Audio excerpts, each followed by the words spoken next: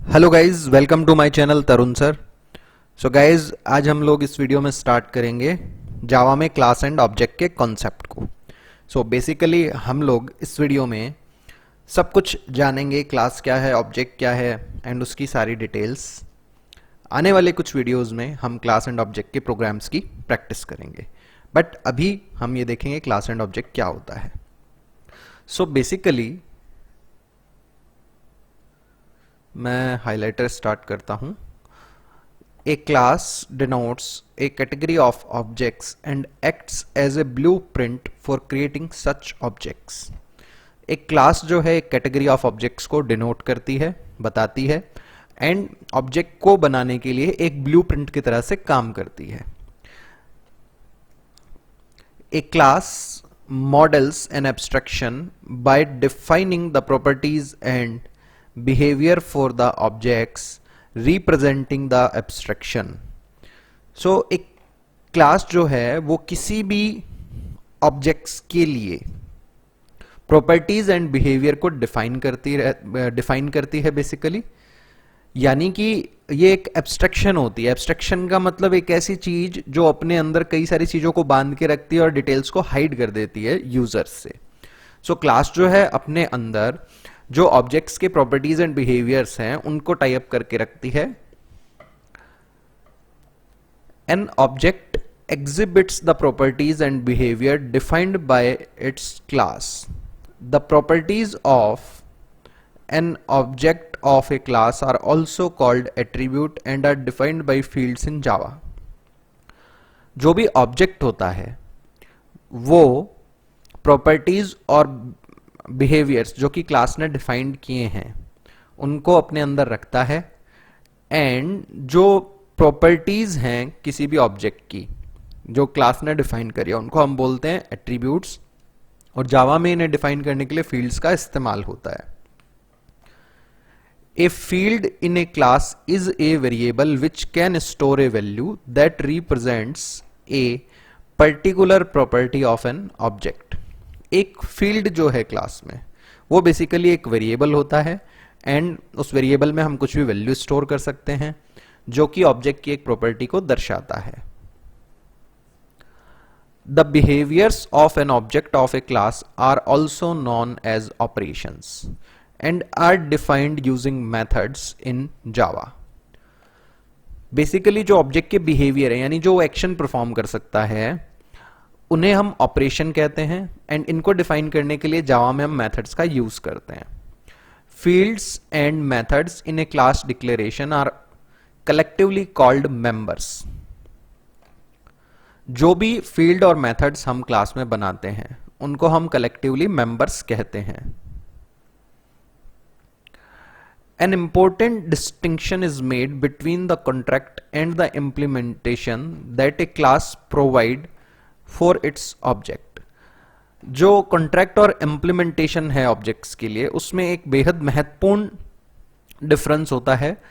Difference क्या है वो हम देखते हैं। The contract define what services and the implementation defines how these services are provided by the class. Contract तो बेसिकली ये डिफाइन करता है कि क्या सर्विसेज हैं, एंड इम्प्लीमेंटेशन ये डिफाइन करता है कि ये सर्विसेज किस तरह से क्लास के द्वारा प्रोवाइड की जाएगी। Clients only need to know the contract of an object and not its implementation in order to avail themselves of the object's services. Clients जो भी होंगे यानी कि जो दूसरे ऑब्जेक्ट्स हैं उन्हें केवल किसी भी ऑब्जेक्ट के कॉन्ट्रैक्ट के बारे में पता होना चाहिए, उसकी इंप्लीमेंटेशन से कोई लेना देना नहीं होता है। जैसे देखिए हम एक एग्जांपल लेते हैं कार का। देखिए जब भी कोई कार बनती है तो पहले उसका एक ब्लूप्रिंट बनेगा, राइट। उस ब्लूप्रिंट में ये डिफाइंड होता है भाई कार की हाइट क्या होगी, विड्थ क्या होगी, लेंथ क्या होगी, ये सारे क्या हो गए बेसिकली प्रॉपर्टीज हो गई। इन प्रॉपर्टीज को हम वेरिएबल से डिफाइन कर सकते हैं जो अपने आप में कुछ वैल्यू रखेंगे। सिमिलरली कार के एक्सेलरेशन के लिए एक मेथड होगा जिससे स्पीड बढ़ेगी। कार के स्पीड को कम करने के लिए ब्रेक पैडल हमें दिया होगा, ब्रेकिंग का एक मेथड होगा जिससे स्पीड कम होगी। तो ये जो सारी चीजें हैं, ये जो ब्लूप्रिंट बन रहा है कार का, उसमें पहले से डिफाइंड है।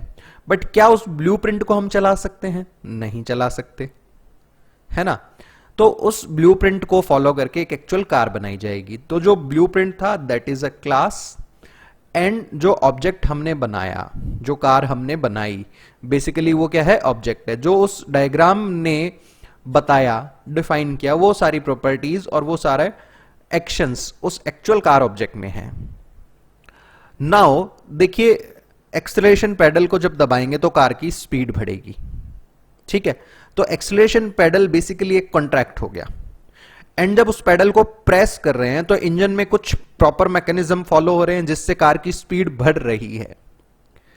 तो जो एक्सेलरेशन पेडल है that is a contract, and जो एक्सेलरेशन एक्चुअली अंदर से परफॉर्म हो रहा है वो उसकी इंप्लीमेंटेशन। जब ड्राइवर उस कार को चलाता है, ड्राइवर एक दूसरा ऑब्जेक्ट हो गया ड्राइवर कैटेगरी या ड्राइवर क्लास का, तो उसको केवल इतना पता है, ड्राइव करने वाले को केवल इतना पता है कि भैया मुझे एक्सेलरेशन पेडल प्रेस करना है ना, उससे स्पीड बढ़ेगी। अब उसको ये जानने की जरूरत नहीं है कि स्पीड कैसे बढ़ेगी, उसको सिर्फ इतना पता है उसको दबाएंगे तो बढ़ेगी और ब्रेक पेडल को दबाएंगे तो घटेगी। तो यही लाइन हमने लास्ट में देखी है। जो अदर ऑब्जेक्ट्स होते हैं केवल उन्हें ऑब्जेक्ट के कॉन्ट्रैक्ट के बारे में पता होना चाहिए, इंप्लीमेंटेशन से उन्हें मतलब नहीं रहता है, एंड इससे वो डायरेक्ट ऑब्जेक्ट की सर्विसेज ले सकते हैं। जैसे जो ड्राइवर है वो कार की सर्विस ले रहा है अपनी। आगे बढ़ते हैं गाइज। सो बेसिकली यहां हमने एक क्लास डायग्राम बनाया है। क्लास का नाम है स्टूडेंट। इसमें फील्ड्स हम ले रहे हैं name, age and roll number, and जो मेथड्स हम ले रहे हैं वो है हमारे पास get name, get as, gate roll and print details. इस क्लास को जब हम डिफाइन करेंगे तो ये जो चीजें हैं वो हमें बताई जाएगी। एक class declaration consist of A series of member declarations. एक क्लास के अंदर कई सारे मेंबर्स की डिक्लेरेशन होती है। In the case of class student it has following 3 fields. जो हमने स्टूडेंट क्लास का डायग्राम देखा उसमें 3 फील्ड्स हैं हमारे पास। बेसिकली एक है नेम, स्ट्रिंग ऑब्जेक्ट हो गया जिसमें नेम स्टोर करेंगे। दूसरा एज, एक इंटीजर वेरिएबल हो गया to hold age of student. Roll number is a integer variable to hold roll number of the student. Roll number एक इंटीजर वेरिएबल हो गया जो स्टूडेंट का रोल नंबर स्टोर करेगा। The class student have 4 methods: get name, get as, gate roll and print details. गेट name, get as, gate रोल जो है रेस्पेक्टिवली नेम की, एज की, रोल नंबर की वैल्यू रिटर्न करेंगे, एंड प्रिंट डिटेल्स जो है इन चारों की डिटेल्स को प्रिंट करेगा। नेक्स्ट स्लाइड में हम लोग ये क्लास देखते हैं और फिर उस क्लास को इंप्लीमेंट करेंगे। सो गाइज, ये हमारे पास क्लास हो गई स्टूडेंट। इसमें फील्ड हो गए हमारे पास में नेम, रोल नंबर। देन हमारे पास में एक कंस्ट्रक्टर हमने बना रखा है जिसमें 3 आर्ग्यूमेंट हम ले रहे हैं, ए, आर और एन। नेम में कॉपी कर रहे हैं एन को, एज में ए को और रोल नंबर में आर को। 3 हमने मेथड्स बना रखे हैं, हालांकि इनकी जरूरत नहीं है, तो एक्चुअल जब भी प्रैक्टिकल करूंगा उसमें नहीं बनाऊंगा। गेट एज रिटर्न कर रहा है एज को, गेट रोल नंबर को रिटर्न कर रहा है, एंड गेट नेम को रिटर्न कर रहा है। फिर हमने प्रिंट डिटेल्स फंक्शन बना रखा है जो कि name, roll number and age को प्रिंट करवा रहा है। तो देखिए, सिर्फ क्लास डिफाइन करने से कुछ नहीं होता, ये केवल एक ब्लूप्रिंट बनता है। तो इसको हम पहले क्रिएट कर लेते हैं। सो गाइज, मैं एक्लिप्स में आता हूं। यहां मैंने राइट क्लिक किया और एक क्लास बना दी मैंने स्टूडेंट नाम से, ठीक है। मैं इसमें मेन मेथड नहीं ऐड कर रहा, मेन मेथड हम दूसरी क्लास बना के उसमें डाल देंगे। नाउ मैंने फिनिश पे क्लिक कर दिया तो ये सिंपल हमारी एक क्लास बन गई। यहां हमने बनाया private string name, private integer age and private integer roll number. Fine. Now public part में हमने इसका एक कंस्ट्रक्टर बनाया। कंस्ट्रक्टर एग्जैक्टली वही नेम रखता है जो क्लास का नेम है, और इसका बेसिक काम होता है ऑब्जेक्ट को बनाना। हम आगे डिटेल्स में देखेंगे कंस्ट्रक्टर को। सो यहां पे एक स्ट्रिंग n ले लिया मैंने, इंटीजर a ले लिया मैंने, एंड इंटीजर r ले लिया। नेम में मैंने कॉपी करवा दिया है n को, एज में a को, और रोल नंबर में r को, एंड एक फंक्शन बना दिया मैंने प्रिंट डिटेल्स, जो कि बेसिकली क्या कर रहा है, मैंने यहां एक मैसेज डाल दिया details of student are, and sys out से हमने प्रिंट करवा दिया नेम,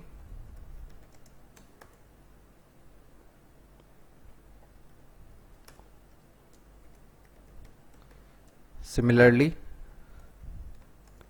कॉपी पेस्ट किया मैंने इसको, एज और रोल नंबर को हम प्रिंट करवा रहे हैं।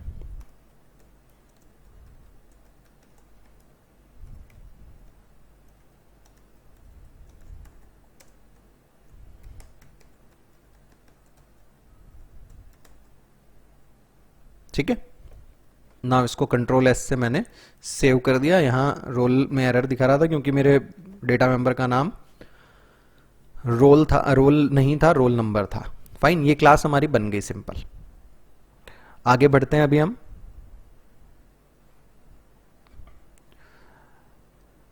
सो गाइज, नेक्स्ट हमारे पास आता है class instantiation, reference value and references का कॉन्सेप्ट। देखिए, थ्योरेटिकली इंस्टेंशिएशन, रेफरेंस वैल्यू और रेफरेंस, इन तीनों को हमें समझना बहुत ज्यादा जरूरी है।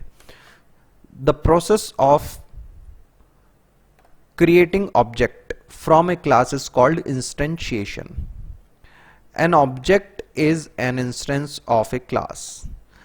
तो ऑब्जेक्ट बनाने की जो प्रक्रिया है क्लास का यूज करके, उसको हम बोलते हैं इंस्टेंशिएशन। और जो क्लास का एक ऑब्जेक्ट हमने बनाया उसको हम बोलते हैं इंस्टेंस ऑफ द क्लास। तो ऑब्जेक्ट क्या है? इंस्टेंस है, एंड इंस्टेंस को बनाने की प्रक्रिया जो है वो इंस्टेंशिएशन है। The object is constructed using the class as a blueprint and is a concrete instance of the abstraction that the class represents. Object जो है सेम उसी ब्लूप्रिंट को डिफाइन करके बनाया जाता है जो क्लास ने परिभाषित की थी। That means क्लास एक लॉजिकल थिंग है एंड उसकी जो कॉन्क्रीट यानी फिजिकल स्पेस ऑक्यूपाई करने वाला जो इंस्टेंस है वो बेसिकली अपना ऑब्जेक्ट है। तो जो क्लास है वो तो एब्स्ट्रैक्शन को बताती है, जबकि एक्चुअली उसे रिप्रेजेंट कौन कर रहा होता है? Object. An object must be created before it is used in the program. देखिए, क्लास के फीचर जब भी यूज में लेने हैं तो वो ऑब्जेक्ट से ही यूज में आएंगे, एंड ऑब्जेक्ट को यूज में लेने से पहले उसे हमें प्रोग्राम में बनाना होगा। A reference value is returned when an object is created. तो जब भी कोई ऑब्जेक्ट हम बनाते हैं तो रेफरेंस वैल्यू हमारे पास में रिटर्न होकर के आती है। A reference value denotes a particular object. Reference value जो है वही एक पर्टिकुलर ऑब्जेक्ट को डिनोट करती है। एन ऑब्जेक्ट रेफरेंस और simply reference is a variable that can store a reference value.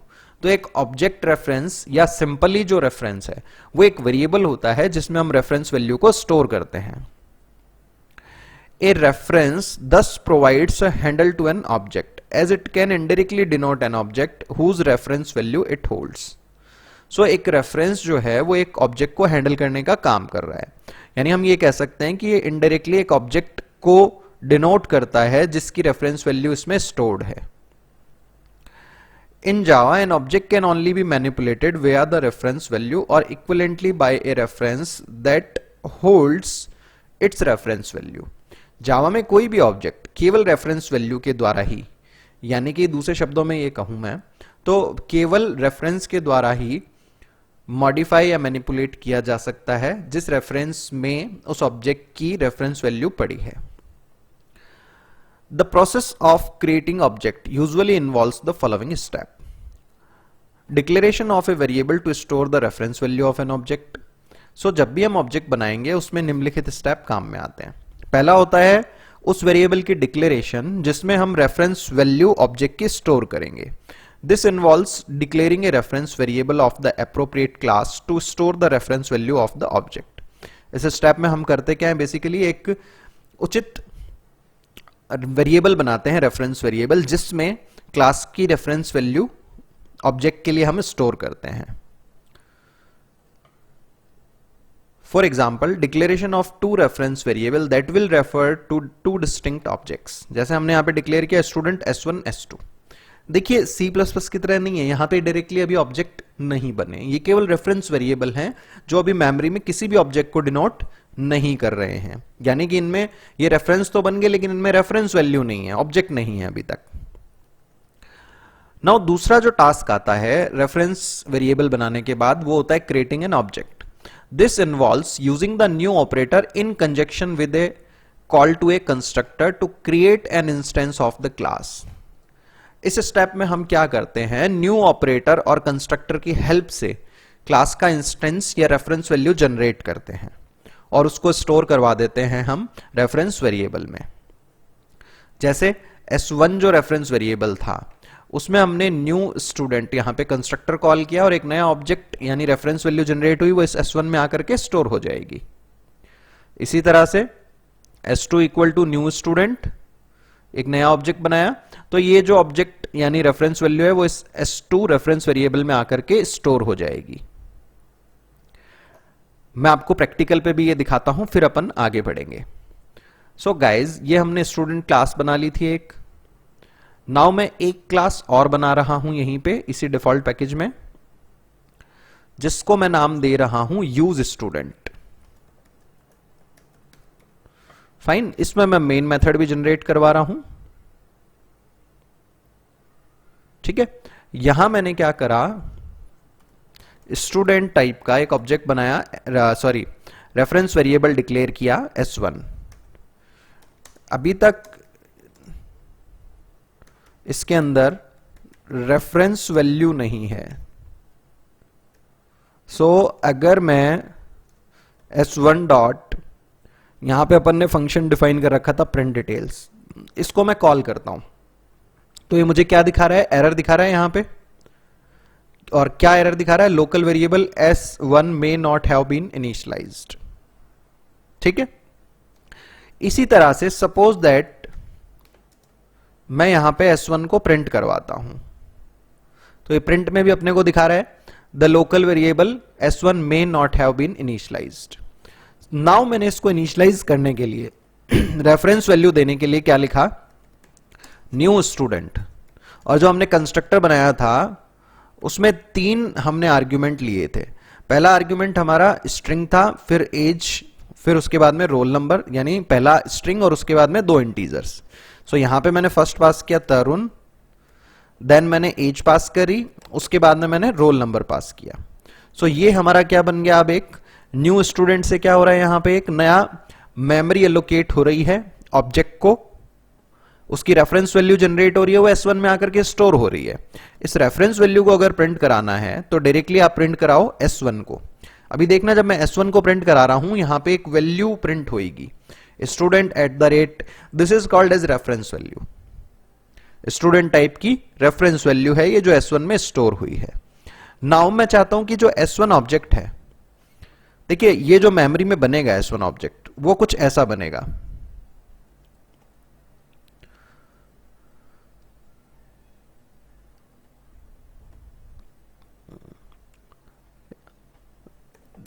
मैं डायग्राम बना के दिखाता हूं आप लोगों को।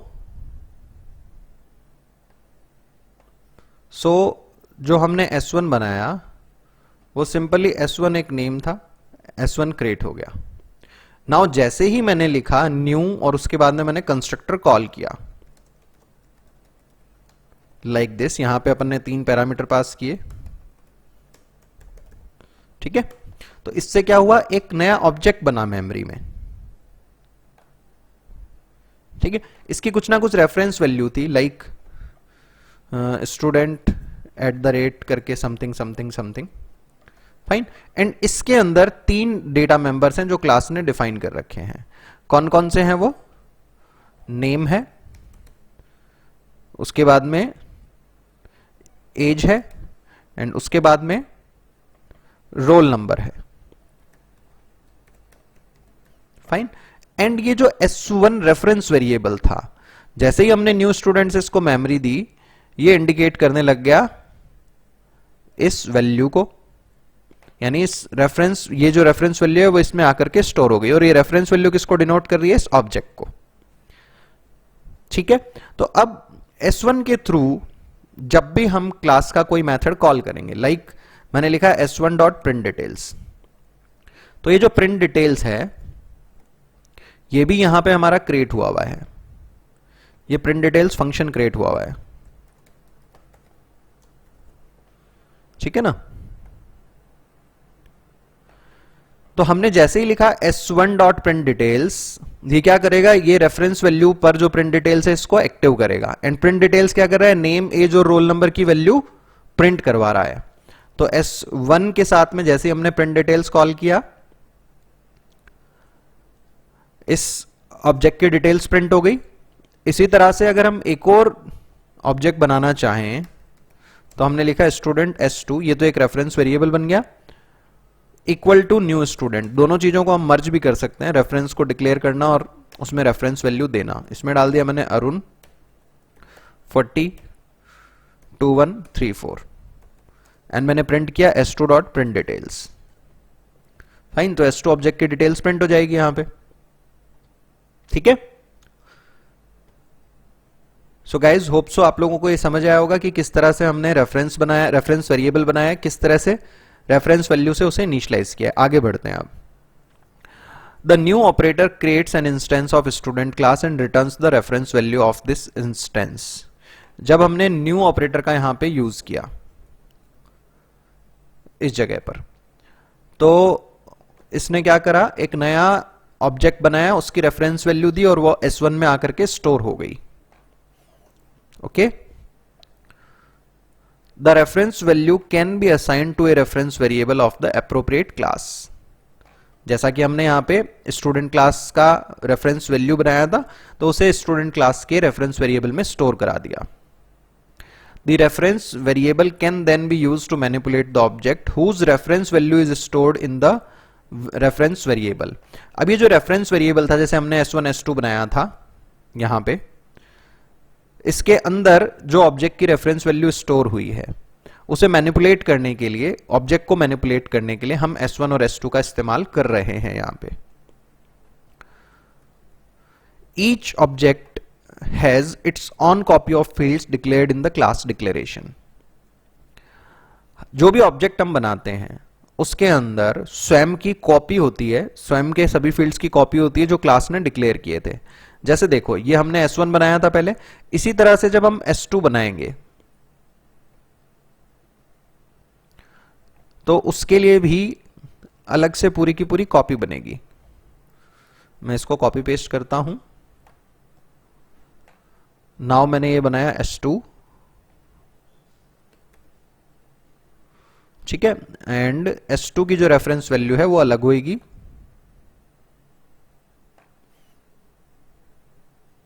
जैसे इसकी 124542 ले रखा था मैंने, इसका ले लिया मैंने 78 या समथिंग कुछ भी। हालांकि ये हमारे हाथ में नहीं होता है, सिस्टम बना करके दे रहा है हमें, जावा बना के दे रही है। आप चाहें तो इसको देख भी सकते हैं। जैसे यहां देखो, जब मैं प्रिंट करा रहा हूं, एक बार S1 S2 की प्रिंट डिटेल्स हटा देता हूं मैं। सिस आउट से मैंने प्रिंट कराया S1 को एंड सिस आउट से मैंने प्रिंट कराया S2 को, तो दोनों की रेफरेंस वैल्यू अलग अलग आएगी। देखिए, ये फर्स्ट ऑब्जेक्ट था जो S1 में स्टोर्ड था, ये सेकंड ऑब्जेक्ट है जो S2 में स्टोर्ड है। ओके गाइज, नाउ तो ये डायग्राम से हमें पता लगा, जब S1 बना उसके अंदर ये अलग फील्ड्स बने हैं, मेथड बना है। ये S2 बना, इसके अंदर अलग फील्ड्स और अलग मेथड बने हुए हैं। The two student reference by S1 and S2 will have their own name, age and roll number fields। जैसा कि अभी अपन ने डायग्राम में भी देखा है, दो स्टूडेंट्स हैं जिनको S1 S2 से रेफरेंस दे रहे हैं हम, तो उन दोनों का अलग अलग नेम, एज और रोल नंबर फील्ड बना हुआ है। The purpose of the constructor call on the right side of the new operator is to initialize the newly created object। New operator के बाद में जो कंस्ट्रक्टर हम कॉल कर रहे हैं न्यू ऑपरेटर के राइट साइड में, उसका पर्पस होता है जो नया ऑब्जेक्ट बना रहे हैं हम उसको इनिशियलाइज करना। जैसे हमने जो नए ऑब्जेक्ट बनाए थे उन्हें 3 वैल्यूज से इनिशियलाइज किया था। यहां पे ये देखिए, ये जो नए ऑब्जेक्ट बनाए इन्हें इनिशियलाइज किया था हमने तरुण 33 1 2 3 4 एंड अरुण 40 2 1 3 4 से। In this particular case, for each new student instance created using the new operator, we pass argument. यहाँ पे हम लोग क्या कर रहे हैं, जो भी नया स्टूडेंट इंस्टेंस यानी ऑब्जेक्ट बना रहे हैं न्यू ऑपरेटर से, उसके लिए हम आर्ग्यूमेंट्स पास कर रहे हैं कंस्ट्रक्टर पे। The constructor initialises all the fields, and constructor ने उन फील्ड्स को इनिशियलाइज किया है। The declaration of a reference and the instantiation of the class can also be combined as in the following declaration statement. जो declaration of reference है और इंस्टेंशिएशन of class है उसको हम कंबाइन करके एक स्टेटमेंट में भी लिख सकते हैं। जैसे हमने लिखा student S1 equal to new student, and ये पैरामीटर्स हमने पास किए। इसी काम को सेम हमने यहाँ पे एक लाइन के अंदर किया हुआ है S2 बनाते समय। देखिए यहाँ पे स्टूडेंट S1 ये रेफरेंस डिक्लेयर किया और उसके बाद में उसे इंस्टेंशिएट किया है, जबकि इस सेकंड वाले के अंदर हमने रेफरेंस भी डिक्लेयर किया और उसको इंस्टेंशिएट भी किया है इमीडिएटली। नेक्स्ट आता है अपने पास object aliases. An object can be referred by several references, meaning that they store the reference value of same object. एक ऑब्जेक्ट को कई सारे रेफरेंस वेरिएबल से भी हैंडल किया जा सकता है, यानी कि अलग अलग रेफरेंस वेरिएबल जो है वो सेम ऑब्जेक्ट की वैल्यू को स्टोर कर रहे होते हैं। तो ऐसे रेफरेंस वेरिएबल्स जो सेम ऑब्जेक्ट की रेफरेंस वैल्यू को स्टोर कर रहे हैं वो आपस में कहलाते हैं aliases. Such references are called as aliases. The object can be manipulated by any one of its aliases as each one refers to the same object. So जो object है वो किसी भी alias से manipulate किया जा सकता है, क्योंकि जितने भी alias होंगे वो same object को denote कर रहे होते हैं। देखिए यहां पे जैसे मैंने लिख दिया student S3 equal to S2, इसका मतलब है S3 and S2 are aliases. ये दोनों सेम ऑब्जेक्ट को डिनोट कर रहे हैं। मैं सिस आउट से S3 को प्रिंट कराता हूं, इसकी रेफरेंस वैल्यू और S2 की रेफरेंस वैल्यू सेम आएगी। आ रही है? तो S3 और S2 क्या है, हमारे सेम रेफरेंसेस हैं। अब जैसे देखो, अगर सपोज दैट मैं इस स्टूडेंट क्लास में एक फंक्शन ऐड कर देता हूं void set name, जो एक स्ट्रिंग n को एज ए आर्ग्यूमेंट ले रहा है और नेम को चेंज करने का काम कर रहा है। फाइन। नाउ एक बार रेफरेंस वैल्यूज जो मैं प्रिंट कर रहा था वो मैं हटा देता हूं। अब देखिए S1 S2 दो अलग अलग ऑब्जेक्ट को डिनोट कर रहे हैं, जबकि S3 जो है वो उसी ऑब्जेक्ट को डिनोट कर रहा है जिसको स्टूडेंट S2 कर रहा था। नाउ मैंने यहां पे क्या करा, S1 dot print details, S2 dot print details, S3 dot print details, ठीक है, S3 dot set name, name मैंने चेंज किया, यहां पे मैंने पास कर दिया वरुण। तो अब मैं जब S2 के डिटेल्स को प्रिंट कराऊंगा उसमें भी नेम चेंज हो चुका होगा, और S3 की डिटेल्स को प्रिंट कराऊंगा उसमें भी नेम चेंज हो चुका होगा, क्योंकि S2 और S3 दोनों एक ही ऑब्जेक्ट को डिनोट कर रहे हैं। तो ये तो देखो फर्स्ट स्टूडेंट की डिटेल थी, देन सेकंड की डिटेल हमने प्रिंट कराई थी, थर्ड जो है वो सेकंड का ही रेफरेंस या एलियास था, फिर हमने थर्ड में चेंज किया तो सेकंड और थर्ड दोनों की डिटेल्स चेंज हो चुकी है, क्योंकि ये दोनों एक दूसरे के एलियास थे। डायग्रामेटिकली इसको अपन इस तरह से शो करेंगे, जैसे ही मैंने लिखा स्टूडेंट S3 बराबर S2, तो इसका मतलब है यहां पे S3 एक नेम और बना, एंड ये सेम उसी ऑब्जेक्ट को डिनोट कर रहा है जिसे कि S2 कर रहा था। दोनों सेम ऑब्जेक्ट को डिनोट कर रहे हैं। ओके गाइज,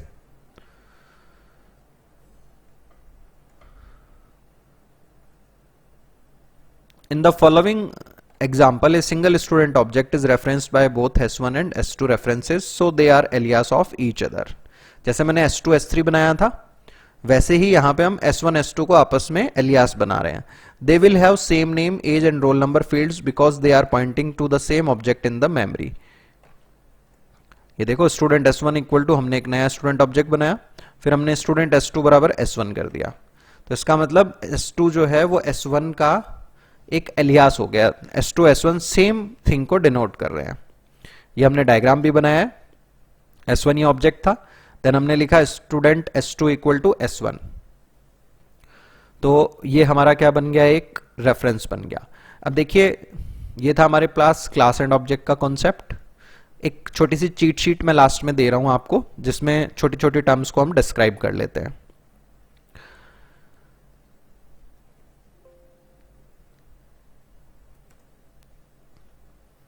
सो चीट शीट के लिए मैं नोटपैड ओपन करता हूं. सबसे पहले हम देखते हैं क्लास क्या है. A user defined data type, या फिर इसको हम कहेंगे ब्लूप्रिंट और template for creating object. Data members क्या होते हैं,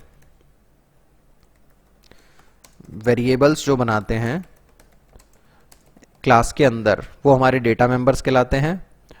मेंबर मेथड्स क्या होते हैं, फंक्शंस जो हम डिफाइन कर रहे हैं क्लास में, वो हमारे मेंबर मेथड्स होते हैं. क्लास को बनाने के लिए क्लास कीवर्ड हम इस्तेमाल करेंगे, एंड वेरिएबल्स को हम डेटा मेंबर्स, एट्रीब्यूट्स या प्रॉपर्टीज